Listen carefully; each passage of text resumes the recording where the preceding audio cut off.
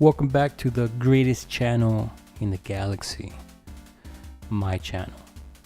But anyway, today on The Division, we're gonna talk about another high-end weapon, and probably one of my favorites. Kinda. I don't know how it looks, but it's kinda cool. Much better than the PKM one, the pack hand. See, I got the name right this time. I actually looked it up. So,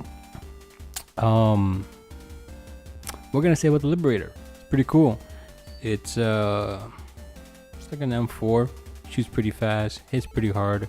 With the right attachments, it can drain the life out of mostly anything pretty quick. If I remember correctly, damage wise, it's in the 800 and up. Sometimes with headshots you get like 1,000 something, close to 2,000. No, not 2,000, 1,200 about. Yeah, around there. So basically, the gun on PvE, NPC players, whatever you want to call them, computer players, AI, whatever, you can tear them up with the Liberator. If the Liberator stays in this format, how it is, and the same model is utilized in the final product, you know, not the beta version, the full game, it should be pretty beast. I think so. I mean, look at it.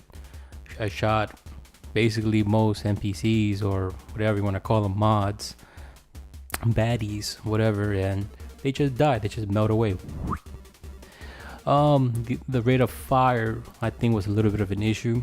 I think in some gameplay, depending how your aim is, I think you might want to use the extended mag so you can get a bigger magazine size. I think it just increased it by 7 more bullets. I think it's like 30 bullets in the magazine.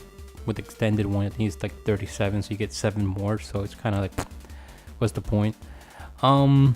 Let's see.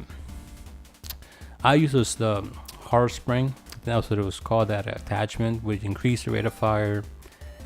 And what else did it do? There's something else. I think it gave me accuracy somehow. I don't know how, but anyway, it just did something. But I know it increased my rate of fire, and I think it was good and the bad, because the weapon already, just spit out bullets like no tomorrow, and then, you just have to keep, reloading every, like, I don't know, every two seconds and stuff. But I think that was the only drawback. It was just the magazine. I wish there was actually ways that you can just get an extended magazine. It's like a drum, so you can just attach drums to your weapons. That'd be kind of cool. Don't know if they'll do that in the final product, in the final game, whatever, but that'd be nice. Just a hint. Me personally, I wish I can belt fit everything. I kept telling my friends that, I wish that we can belt fit a sniper rifle, like especially that M44. If they imagine that, belt feeding that damn thing, I mean, just, screw the bow action, just belt fit it, it'd be great.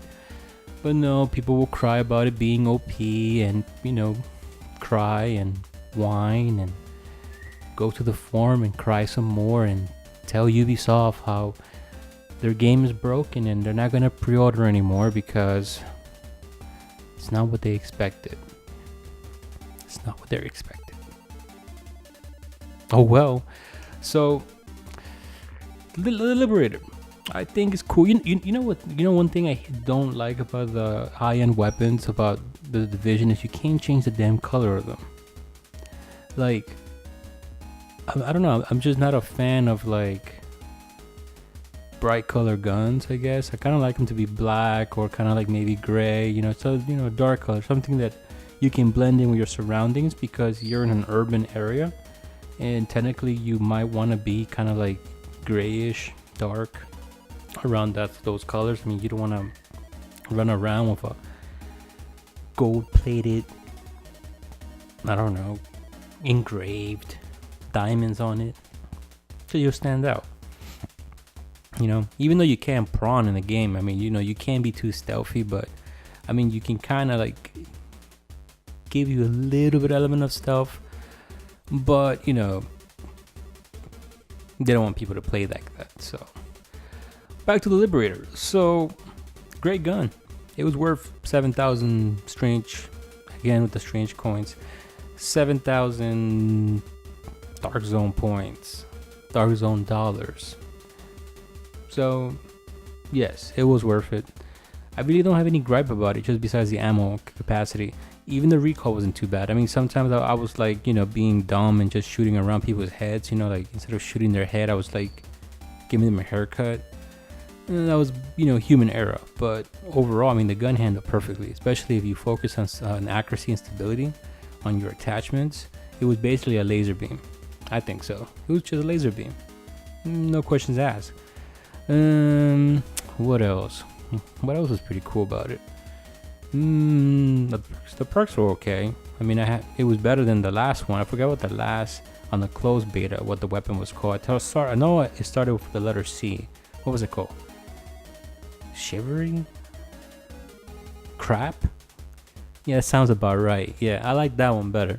So yeah, that blue one, yeah, that wasn't too much of a fan of that one. That was kind of dumb. It required way too much skill points. I think, what was it? They wanted 169 what? Electrician? Technical, what the hell is called? Electrician points? Something. One of them required a buttload of points, and it was dumb.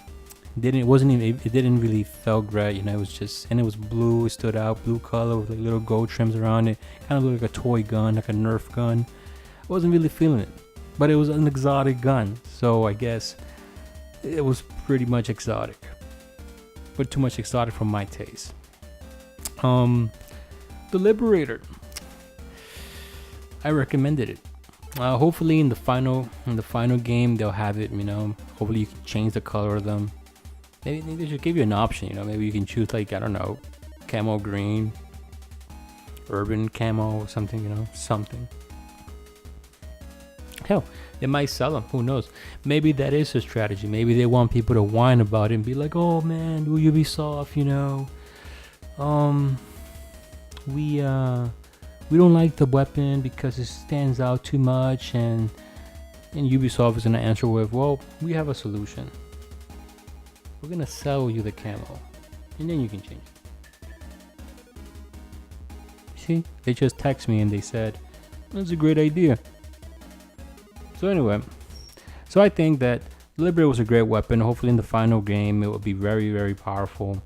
I'm actually hoping that exotic weapons will be powerful. I really don't know. It just seems kind of basic, I guess. Maybe it's just me, it just seems too boring. They seem kind of like the same cookie cutter. It's like the same model of the weapon. They just gave this a new skin, and it's just, I don't know, it's just kind of boring. Like I said in my last video on the pack hand, whatever, it should be a unique custom build. I think it should have something custom. I'm sure, I think if you Google right now, like the P90, they have a ton load of P90 modifications. They even have a custom build one that has like the magazine doesn't even go on top anymore. It's not top fed, it's like from the side. I think it even has one you can give it a M4 cartridge somehow from the side, something like that. It looks pretty awesome.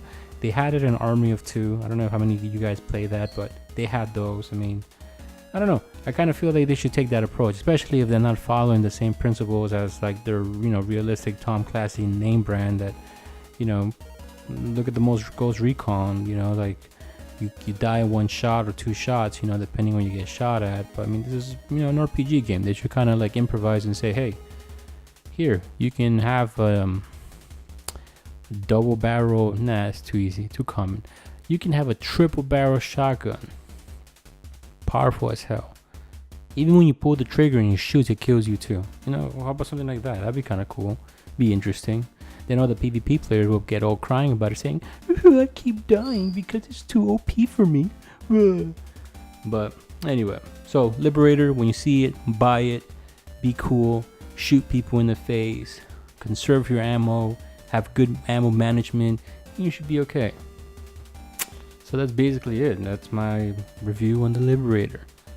So don't forget to just like and subscribe. That'd be great. That would cheer me up. It'll make my day a lot better. So yeah, please do that. Thank you and have a good day.